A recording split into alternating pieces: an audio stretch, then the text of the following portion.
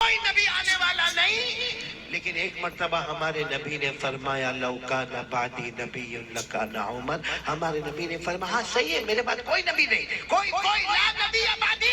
ہمارے نبی نے فرمایا میرے بعد کوئی نبی نہیں، لیکن اگر اللہ کسی کو نبی بناتے تو عمر کو نبی بناتے. سوچو عمر کا ایمان کتنا مضبوط ہوگا، پہاڑ جیسا ایمان ہوگا کہ نہیں ہوگا. بلکہ آپ کو ایک بات بتاؤں، حضرت عمر کا ایمان کیسا ہے معلوم ہے؟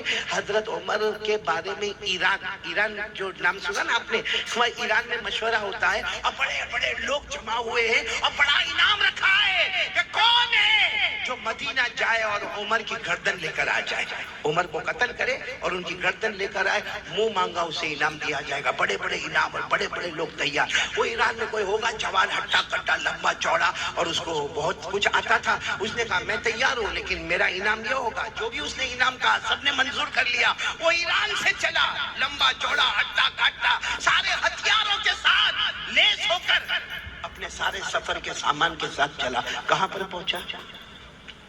مدینہ. کیونکہ حضرت عمر امیر المومنین مدینے میں تھے. حضرت عمر امیر المومنین تھے اور چھوٹے امیر المومنین نہیں تھے.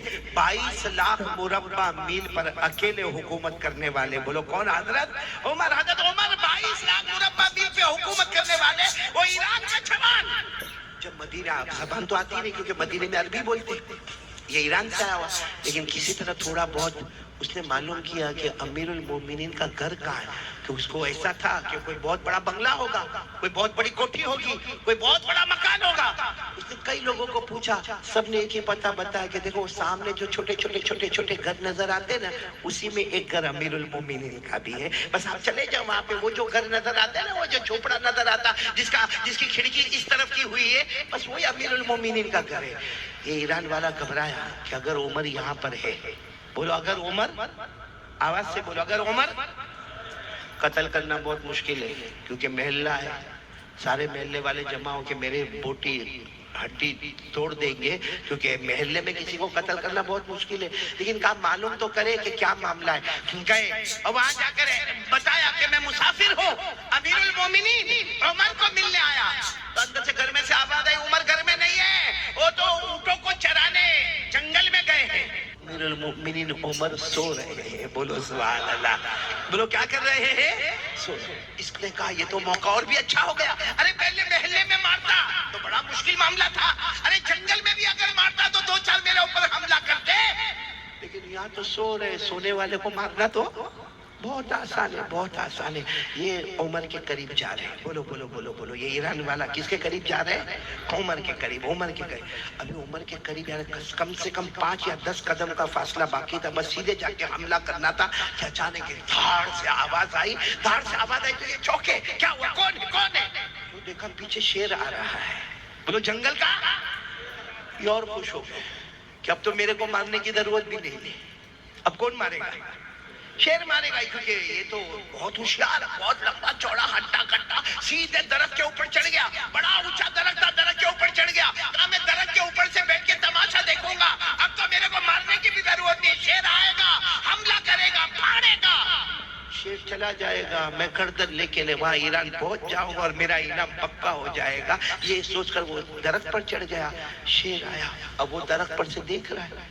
شیر آ گیا، حضرت عمر کے بالکل قریب آ گیا اور حضرت عمر سوئے نا، شیر اس کے گول گول گھوم رہا. بولو سبحان اللہ. 1 چکر لگایا، 2 چکر لگایا، 3. وہ شیر چکر پہ چکر لگاتا. یہ اوپر درخت پہ سے یہ ایران والا کہتا میں حیران، ارے شیر ہے، یہ انسان خور ہے، ارے یہ حملہ کرتا ہے. تو عمر کے چاروں طرف گھوم رہا ہے، کیا کرتا؟ یہ کہتے میرے پیدا کرنے والے کی قسم میں درخت پر تھا، وہاں سے میں نے دیکھا کہ عمر کی آنکھ کھلی. بولو سبحان اللہ. یوں ہاتھوں کو اپنے آنکھوں پر ملا اور کچھ دعا پڑھی اور دعا پڑھنے کے بعد شیر کو کہا کیا ہوا؟ جاؤ جاؤ ادھر سے جاؤ.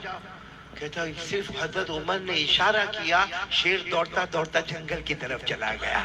عمر کا صرف آرڈر تھا جاؤ، جاؤ یہاں کیا کر رہے ہو میرے پاس. کہتے وہ چلا گیا. یہ درخت سے سیدھے نیچے آئے حضرت عمر کے سامنے. حضرت عمر بھی چونکے. لوگ سامنے سے آتے، پیچھے سے آتے، دائیں سے آتے، بائیں سے آتے، تم اوپر سے نیچے آئے. کیا ہوا؟ حضرت عمر نے کہا کیا ہوا؟ کہاں سے آئے ہو؟ مسافر نظر آتے ہو. ایران والے کی آنکھوں میں آنسو تھے. کہا سب بات میں بتاؤں گا, پہلے مجھے کلمہ پڑھا دو, پہلے مجھے کلمہ پڑھا دو. تو پھر انہوں نے اپنا پورا پروگرام بتایا. تو ہمارے نبی نے فرمایا تو نے کلمہ کیوں پڑھ لیا؟ حضرت عمر نے فرمایا تو نے کلمہ کیوں پڑھ لیا؟ تو آیا تھا میرے قتل کے ارادے سے, کلمہ کیوں پڑھ لیا؟ کہا میں کلمہ ڈر سے نہیں پڑھا, سب دیکھا میں ڈر سے کلمہ نہیں پڑھا.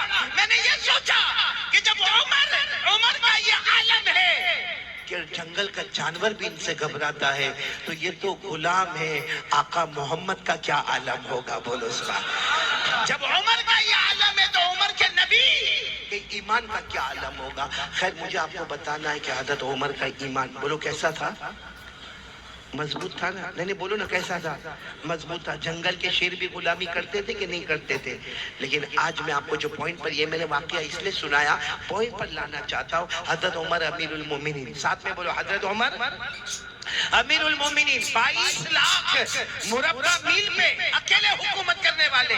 لیکن حضرت عمر کی ایک عادت تھی, رات کو اپنا کپڑا بدل دیتے تھے, بیس بدلتے تھے, اور پورے مدینے کا چکر لگاتے تھے, گاؤں کا, دیہات کا, گلیوں کا. کیوں چکر لگاتے تھے؟ کوئی غریب ہوگا, کوئی مسکین ہوگا, کوئی یتیم ہوگا, کوئی بیوہ ہوگی, کوئی لاچار ہوگا, کوئی مجبور ہوگا, میرے تک نہیں پہنچا ہوگا. میں امیر المومنین ہوں, مجھے پتا تو ہونا چاہیے کہ میرے علاقے میں کوئی پریشان تو نہیں. حضرت عمر بھیس بدل کے جا رہے تھے, رات کو تہجد کا وقت تھا.